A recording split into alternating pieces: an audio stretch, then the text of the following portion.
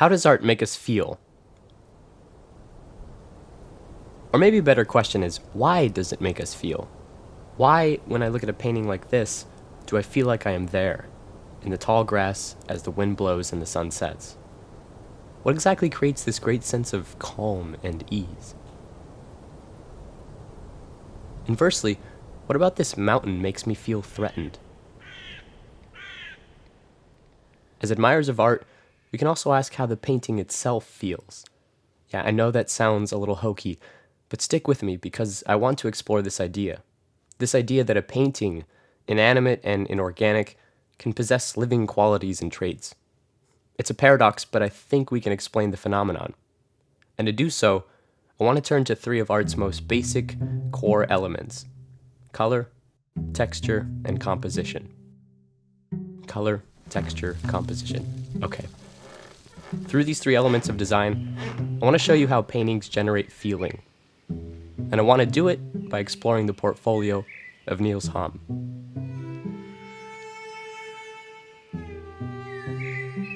Nils Hamm was born in Dusseldorf, Germany, and resides there now.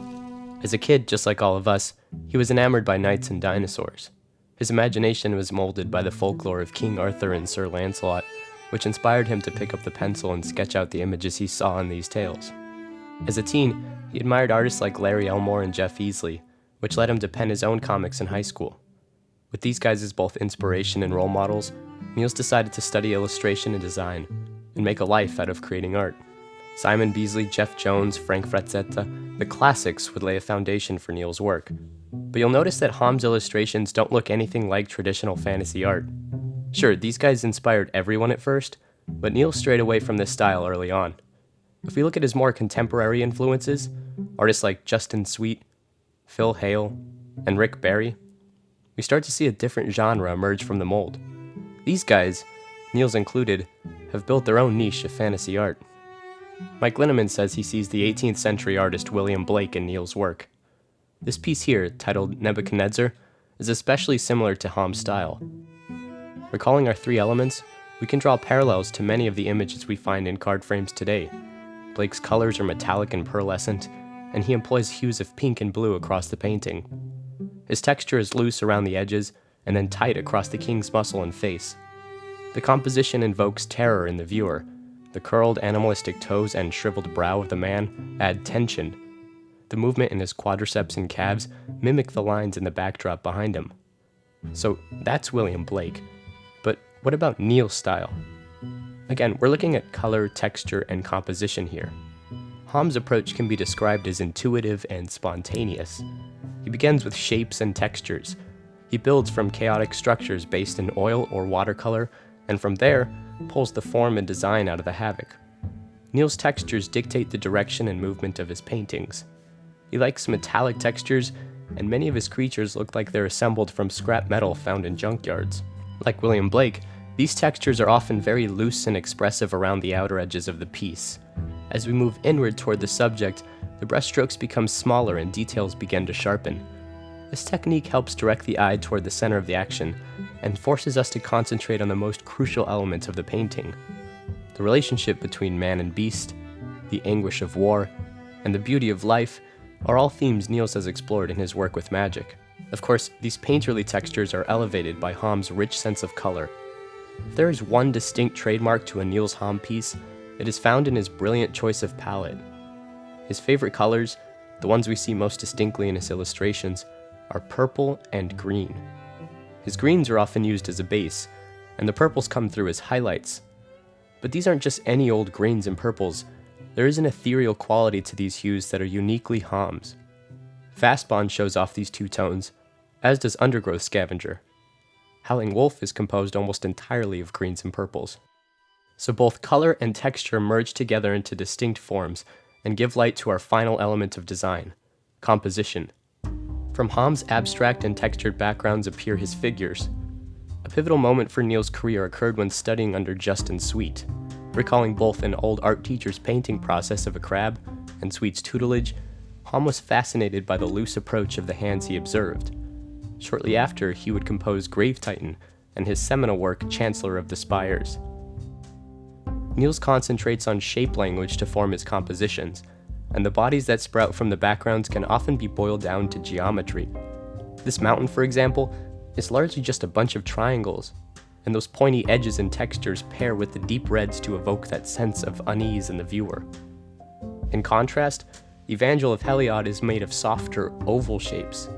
The flowing textures of the prophet's robes create that sense of ease, which pair with the yellows and purples to generate a sense of calm in the viewer.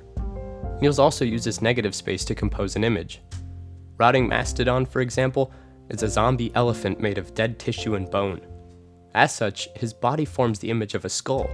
The space between his legs form the eyes, and his toes make up the teeth. This is a clever trick to communicate a message. We see the same technique in Silumgar's command. Between the zombie and the nearby shield emerges the fang of the Sultai clan. Maybe his most well-known piece, though, is this, Baleful Strix. Here, we can apply everything we've learned to better understand why this beloved owl is so often named one of the best pieces of art in the game. Starting with the background, we find a wash of metallic blues and yellows. The textures are both smooth and rigid, but in both cases, unfocused. Directly from the background emerges the owl's wings. At first, they are blended in and on the same plane, but the closer to the center we go, the more the bird's dimensions become distinct. The details do the same. The textures get sharper near the owl's body, as the ovals in the wings become triangles in the ears, claws, and beak. Its eyes are equally piercing, and maybe that's the best way to describe this piece. Piercing. I asked everyone on Twitter how they would describe Baleful Strix. Many agreed, this is a haunting, eerie, and hypnotic piece of art, as are so many of Hamm's cards. To return to my questions up top, that is, how does a piece of art feel? I think we must consider more than just what the painting depicts. We must be aware of the colors the artist favors, and where the artist places them. We must consider how the forms are composed, where our eyes move, how the painting would respond to touch.